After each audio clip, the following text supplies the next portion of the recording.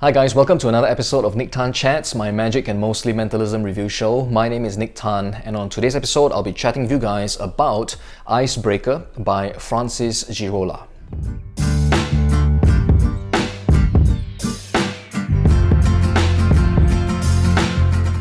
So hi again guys, welcome back to the channel. Thanks for tuning in, thanks for showing up, alright? Thanks for spending some time with me today. Okay, so on today's episode, I'll be chatting about this product by Francis Girola. Okay, this is called IceBreaker. Now, based on my understanding, okay, this is not like a new release, okay, because I think it was first put out sometime in 2017. But Francis just reached out to me really recently. All right, he sent me a couple of items for me to have a look at, but this is the one that I kind of connected with almost immediately. Okay, so I figured, I really want to talk about this with you guys because I like it a lot, and it's just really, really clever. So what is the effect for IceBreaker? Okay, so well, IceBreaker is kind of like a lie detection. Well, it's not exactly lie detection because it's more like truth detection. What happens is this is kind of disguised like a game, okay, a card game of sorts, So this is what the box looks like. Okay, I'll show you what the box looks like, and you can tell, right? For all intents and purposes, it really looks like, a card game that you would buy, all right, to play, with your friends, right? Kind of like a party game. Inside the box, you will get 88 cards, all right? So 88 cards, and they are double-faced, all right? Well, no, they're not double-faced in that sense. I mean, but they are printed on both sides, rather, okay? On one side of the card, there are a number of bold statements, okay? Bold statements across the cards, and these are supposed to be truths.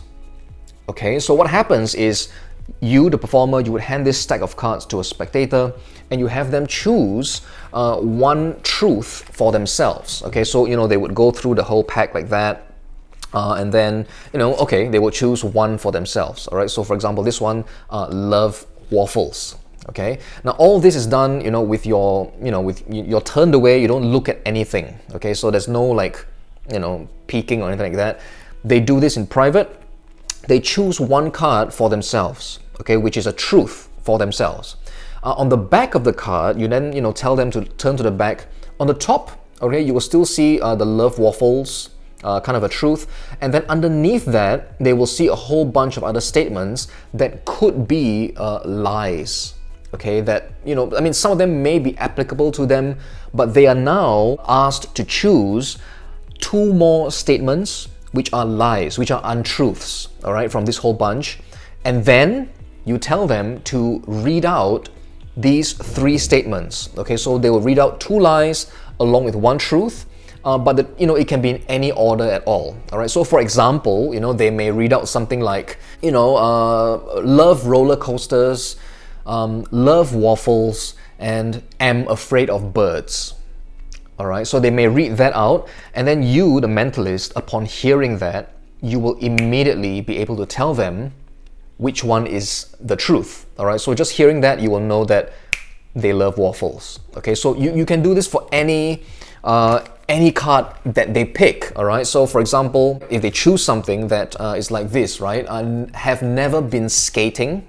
Okay, and then they will just read out that statement hidden amongst two or three other of these other statements, and you will be able to tell which is the truth.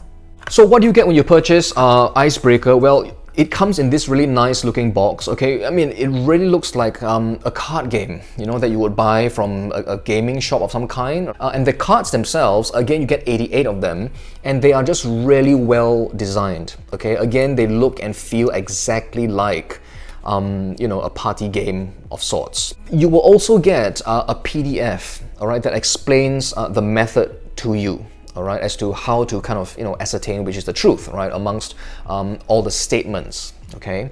Now, the method is just really, really clever, okay? I mean, when I first read the method, I was thinking to myself, like really? Is that how it's done? And I really was a bit skeptical, all right? But then, knowing the method, I then went through the whole deck, all right, reading out reading the true statements and then the lies as well, and then just trying it out with a bunch of friends. Just try it casually a couple of times, and it just works. All right, it's 100%. Okay, there's no like guessing or anything like that. It works, and it's really, really subtle but really, really clever.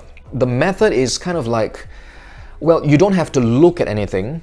Okay, so there's no like, peeking involved or anything like that. Okay, it's not that kind of a method. All you have to do really is to listen. Okay, it's really hard to tell you anything more than that, right? But all you have to do is to listen. There's no memory work involved. Okay, so sometimes, people may suspect that, maybe you have memorized, all the cards. Right, you have memorized all the cards, and therefore which is the true statement, amongst all of that. Now, that won't be believable as well because, let me explain it this way, right? If they choose this truth, okay, my favorite color is yellow, all right? So the truth is at the top, right? My favorite color is yellow. All of these statements, all right, some of them will appear as truths on the other cards as well. Okay, so there's no like memory work involved at all. So if you're afraid that this is going to be like very heavy on the memory, no, nothing like that at all. You can literally just read the PDF, learn the method, understand it, and then you can immediately just perform the effect, all right, in its most basic form already. So what do I like about IceBreaker? Well, the physical look of the props, right, really, really impressed me. Okay, I mean, the cards themselves look legit, like a card game. And as I mentioned earlier, the box as well. I mean, if you put this along with, other card games, I don't know, Clue, for example, Monopoly, it really passes off as something that is legit. The design of the cards as well is really, really great. Okay, they feel nice, they spread well, they handle well. My only kind of negative, I suppose, well, it's because of my age, I suppose, all right, but the text is a little bit difficult to read. Okay, just a little bit. I mean, I can kind of make it out, but for, shall we say, senior audiences, it might be a bit of a challenge. Okay, but I don't think it's going to be that big of a deal, but yeah, that's like the only negative about the design of the card that I can kind of tell you guys about. And well, I like it because it is related to what I like to perform, right? Mentalism, I perform as a mentalist, so this is really consistent with what I perform.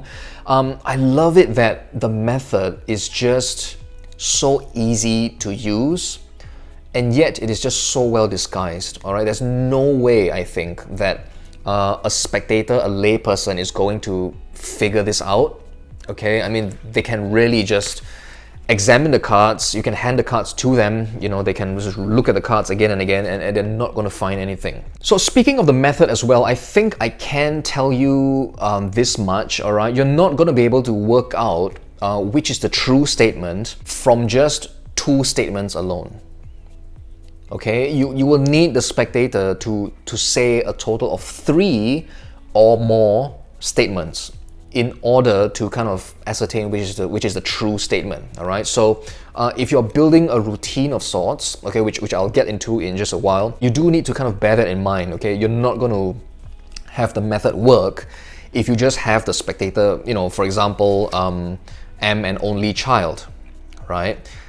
You're not going to get the method to work if they just say, have been interviewed on TV, am an only child. Okay, that's not going to tell you anything, all right? They need to at least tell you 3 or more statements. So as clever as this is, and I think as fun as it is, all right, and I've performed it for friends, and they found it genuinely quite fun, all right, quite interesting. People can kind of play along as well and try to work out which is a true statement, right? The only thing I can say about this is that it is really like a tool, all right, for you to create a routine, all right, because it allows you, obviously, I mean, that it allows you to, ascertain which is a true statement, okay? That's all it allows you to do, okay? So you can't really perform this as it is again and again and again and again, right? You do need to routine it properly so that it is kind of engaging and, interesting and entertaining to your audiences, right? Because I mean, for example, I mean, we have methods, all right, that allow us to, let's say, ascertain which hand a coin is in, all right? So if you're doing which hand, well, that's all it does, right? That's all it does. It just tells you which hand the coin is in, right? So it's up to you to kind of use that method, that prop, and routine it so that the which hand routine is interesting and it's, you know, engaging and interesting. And I've already said interesting. So yeah, I think the only thing about this is the routining. Okay, so you do need to kind of work out a routine. I mean, in the PDF, there is an idea that Francis shares with you, and I think it's pretty sound, all right? That being, you could have 3 spectators on stage, all right? I think he mentions 4, but the way I would do it, I would probably use just 3. I would hand, you know, a bunch of cards to the first spectator, another small packet to the second spectator, and then for the third spectator, I would kind of perform something to ensure that he gets a particular card. All right, and then with the first 2 spectators, you can perform it in that, let's say, you know, you can have the first spectator say 3 statements and you nail the truth. The second spectator, you can have them say 5 statements maybe, all right, and you know, apparently make it more difficult, and then you nail the truth as well. And then for the last and the final spectator, you know, they don't say anything at all, they just think about the truth card that they have chosen, all right, and then from there you just verbally reveal it. Okay, and again, because you are kind of ensuring that, you know, they get a particular card, right? You can, you know, do a drawing duplication maybe, all right? For example, if they, you know, if you make sure they choose don't like cats, right? You know, you could tell them, all right? So for you, whether this is true for you or not, it doesn't matter. Just think of this truth in your mind. Is there something that you can like picture, like an object of some kind? They will say yes, and then you can, you know, go into a drawing duplication, ask them what they're thinking of, and turn your drawing around and show them that, you know, you've drawn a cat, right? So it's that kind of a routining I'm talking about, okay, using this particular set of props. Okay, so while it is very clever, while the method is amazing, you know, and it's really sound, you do need to work out a routine, all right, for you to use the prop in its most effective way, I think. Alright, so that's all I have to say about Icebreaker by Francis Girola. If you'd like to pick up a copy for yourself, I will leave a link in the description box down below.